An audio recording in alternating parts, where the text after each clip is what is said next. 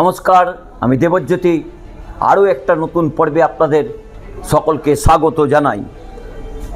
জল্পনায় সত্যি হলো, অবশেষে তৃণমূল ত্যাগ করলেন ডাকসাইডে নেতা, তার সঙ্গে তুললেন বেশ কিছু বিস্ফোরক অভিযোগ।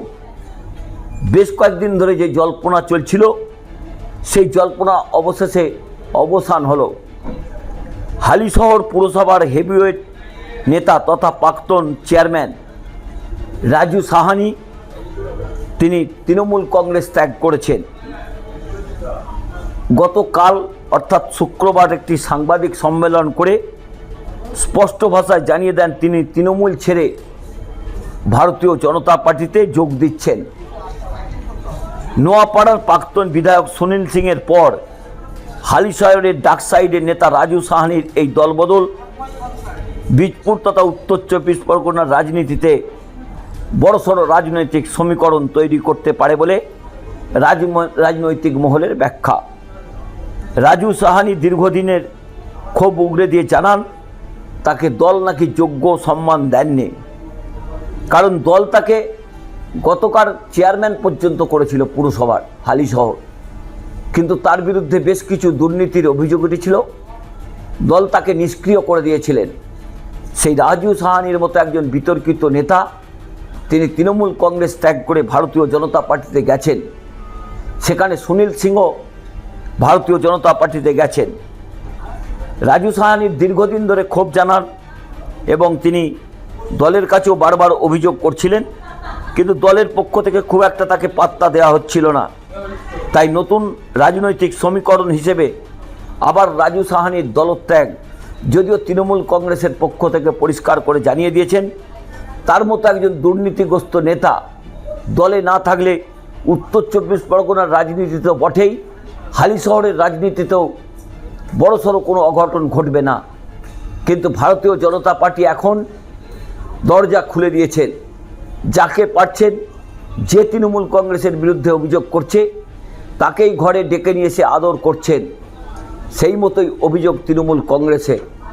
নোয়াপাড়ায় তৃণমূল কংগ্রেসের নতুন প্রার্থী তিনি পরিষ্কার করে জানিয়ে দিয়েছেন, রাজু সাহানি, সুনীল সিং তারা দল ছাড়তে পারেন, কারণ এরা বকলমে তৃণমূল কংগ্রেসের থেকেও অর্জুন সিংয়ের হয়ে রাজনীতি করতেন।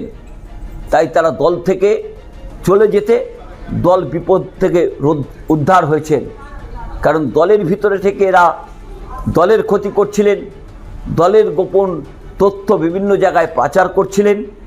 তাই রাজু সাহানি বা সুনীল সিংয়ের মতো নেতা হালিশহরে ভারতীয় জনতা পার্টিতে যোগ দেয় তৃণমূল কংগ্রেসের কিন্তু চেনা শত্রু হয়ে গেলেন রাজু সাহানি। কারণ রাজু সাহানি এতদিন পর্যন্ত তৃণমূল কংগ্রেসে থেকে ভারতীয় জনতা পার্টির নেতাদের সঙ্গে নাকি যোগাযোগ রাখছিলেন। নির্বাচন এখন শিহরে, তিনি টিকিট পাননি, দলের কোনো দায়িত্বে তাকে দেওয়া হয়নি, তাই তার একমাত্র রাস্তা ছিল রাজনৈতিকভাবে বেঁচে থাকতে, ভারতীয় জনতা পার্টিকে বেছে নেওয়া।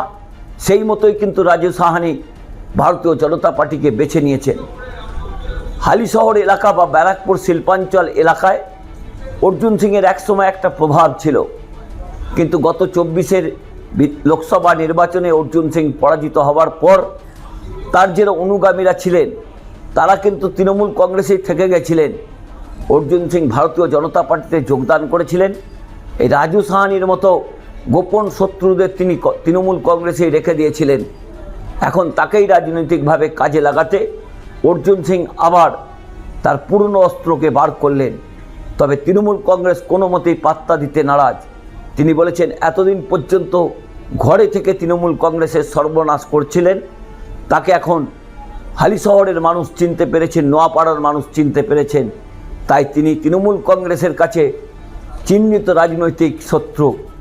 তাই 26-এর বিধানসভা নির্বাচনে কোথায় কি ফল হবে দূরের কথা, নোয়াপাড়া যে তৃণমূল কংগ্রেস জিতবে তা কিন্তু জোর করে বলছেন সেখানে স্থানীয় তৃণমূল কংগ্রেস থেকে শুরু করে সাধারণ কর্মী সমর্থকরাও। এই রকমই প্রত্যেকটি খবরের গুরুত্বপূর্ণ আপডেট পেতে কলকাতা টিভি ডিজিটালে চোখ রাখুন।